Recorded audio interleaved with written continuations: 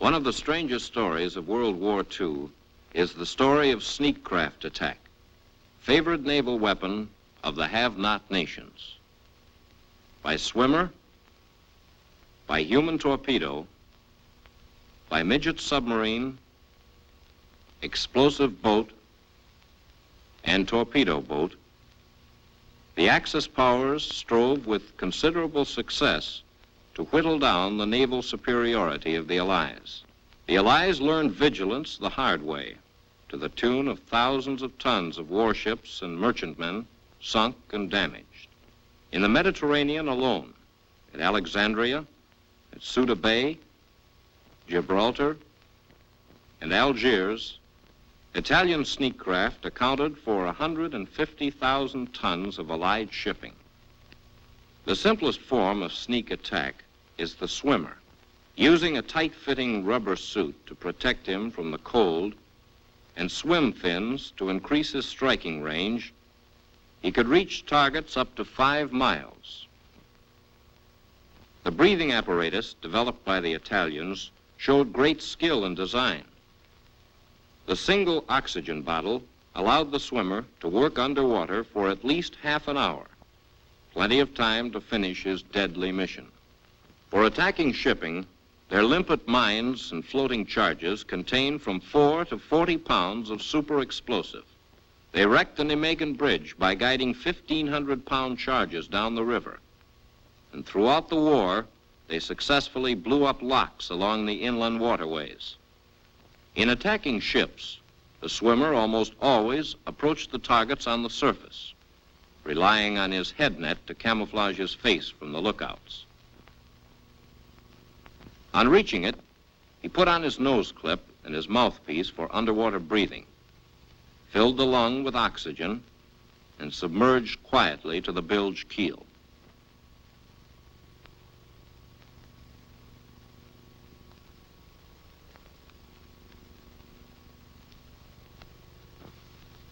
The charge was pulled down after him and clamped to the side of the hull. The time fuse, with its 4-hour delay, was started, and the attack was done. Score for the swimmers: the Nijmegen Bridge, many canal locks, but only a few Allied ships. The most successful Italian sneak craft was their version of the human torpedo, the Siluro Lente Corso, the SLC. Popular opinion to the contrary, the SLC was not a suicide craft. It was a modification of a standard torpedo that carried 2 men and 2 heavy charges to the target. The 2 280-pound warheads were in turn clamped onto the nose of the torpedo for delivery and were readily detachable at the scene of action. One of them was easily capable of breaking the back of a merchant ship. Together, they could, and did, put a capital ship out of commission for a year. The craft was designed to put as little strain as possible on the operator during his long ordeal. Simple airplane-type controls for the hydroplanes and rudder, motor switch with 4 speeds forward and 4 reverse, electric pumps to fill or empty the ballast tanks. The overall length of the SLC was 22 feet, and it weighed a little over 1.5 tons.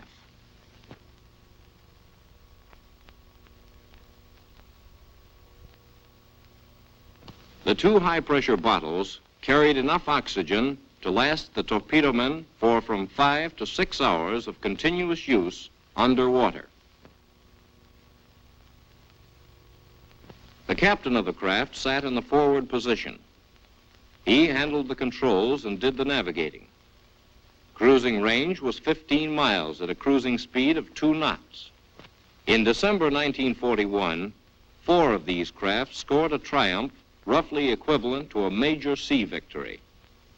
Slipping into Alexandria Harbor undetected, they proved the craft's superior maneuverability and unusual striking power. Each pilot approached to within 50 to 60 yards of his target with only his eyes above water. At night, detection was almost impossible.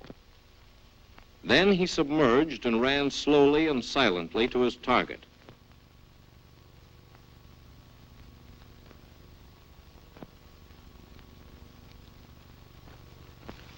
Each craft jockeyed to position under the bilge keel. While the captain held the craft there, the number 2 man ran a line from one bilge keel to the other, detached the warheads, and placed the charges firmly in position directly under the keel. The time clocks were started, and they drove away.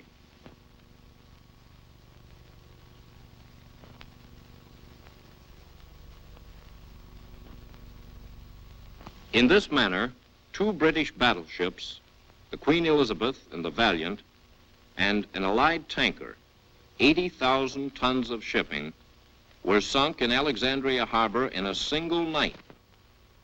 Later, at Gibraltar, they were able to bag 9 British and American merchantmen. This constant threat of surprise attack was almost as much of a strain on the Allies as the 150,000 tons of shipping actually damaged or sunk. The Germans were inevitably attracted by these spectacular Italian successes, and by the spring of '44 had organized a picked corps of 10,000 officers and men. Their first successful craft was a one-man human torpedo. The real torpedo, the Child, was slung below the Mother, which carried it to within close firing range of the target. Every detail of the design and operation of Marder was carried out with typical German thoroughness. A welded steel trailer assured rapid delivery at the launching point, and camouflage nets preserved the secrecy of the operation. Here was a fairly effective weapon whose mobility was such that it could be quickly concentrated for mass attack. As originally designed, the German one-man torpedo was purely a surface craft. Through inexperience, the first ones beached harmlessly at Anzio Beach without firing their torpedoes. They were the subject of more curiosity than alarm. But later, in the summer of '44, they carried out successful surprise attacks. The low silhouette of the craft running awash with only the dome visible made the run-in on a dark night relatively easy. But once he had fired his torpedo and his presence was known, he was quite helpless against counterattack. The Germans could ill afford to sacrifice their trained men, and the next craft were made able to dive. Marder was found to be fully operable at depths up to 90 feet. It handled well and maintained an even course, with a speed of 1.5 knots, as contrasted to a surface speed of somewhat over 2 knots. Her ability to dive thus immeasurably increased her effectiveness, and the sturdy seagoing qualities of the craft underwater exceeded anticipations. The operators even found they could perform radical maneuvers without losing control. However, the operator could not see underwater well enough to make an attack. His run-in to firing range was usually made awash. Even under these conditions, visibility was something less than ideal, making extremely close range necessary before the torpedo could be fired with any degree of accuracy. 50,000 tons of shipping were thus sunk or damaged in the last year of the war, an amount out of all proportion to the Marder losses suffered by the Germans. The development of the midget submarine by the Germans is another chapter in the story of sneak craft attack. First in point of time was Molk, an all-electric one-man midget. She filled the essential requirement of ease in handling by truck to the point of launching and by truck or crane into the water. Molk was not very successful. Her range was a mere 75 miles, and she was slow and cumbersome on the surface.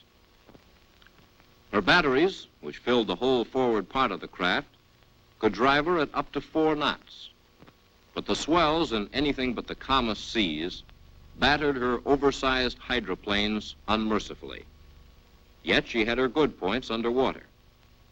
These same hydroplanes gave the operator excellent control of his craft, and she submerged and surfaced with fair success. Under actual operating conditions, she failed to measure up, and after two 15-boat sorties in which all craft were lost, she was abandoned.